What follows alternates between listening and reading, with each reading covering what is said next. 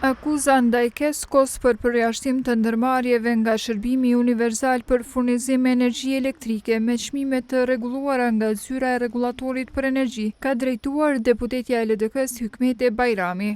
Sipas saj, ky përjashtim po bëhet në kundërshtim me ligjin për energjinë elektrike, përkatësisht njenin 37 të tij, paragrafi 2.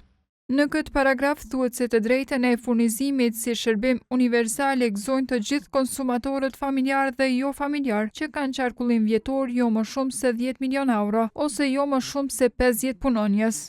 Por sipas deputetës Bajrami, Kesko po i përjashton të gjitha ndërmarrjet nga shërbimi universal nëse nuk i përmbushin këto dy kritere, gjë që siç thot nuk e kërkon ligji.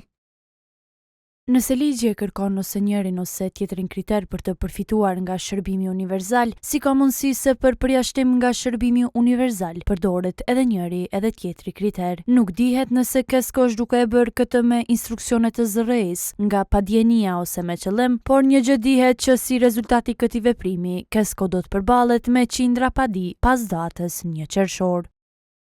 Sipas të dhënave të administratës tatimore të Kosovës dhe për kohën, numri i bizneseve që kanë mbi 10 milion euro qarkullim është 318, ndërsa numri i bizneseve me mbi 50 punëtor është 748.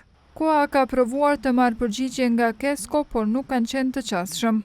Ndërsa në faqen për aplikim për bizneset me furnizim me Kesko me tarifa të rregulluara, shihet se kriteri është qarkullimi më pak se 10 milion euro dhe jo më shumë se 50 punonjës.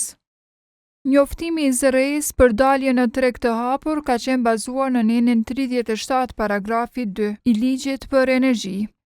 Përfaqësuesit e bizneseve kanë kundërshtuar daljen në treg të hapur duke kërkuar shtyrjen së paku edhe një vit ose subvencionim të kostos shtesë nga qeveria. Lidhur me këtë, qeveria të hënë pritet që të prezantojë masat lehtësuese për bizneset prodhuese që dalin në treg të hapur. Por ajo tashmë ka bërë të ditur se nuk do të ketë subvencionim për 1% e bizneseve të fuqishme në vend, duke mos përmendur emra konkret se për cilat biznese ka fjalën. LDK-ja, përmes një kërkese të iniciuar me nënshkrimin e 30 deputetëve të opozitës së deritanishme, ka kërkuar nga zërreja anulimin ose shtyrjen e vendimit për dalje në treg të hapur edhe për një vit. Por në zërreji kanë bërë të ditur se vendimet e saj mund të anulohen vetëm me vendim të gjykatës. E kanë thënë këtë edhe pasi avokati i popullit ka kërkuar pezullimin edhe të vendimit për shtrejtimin e energjisë në masën 16.1%.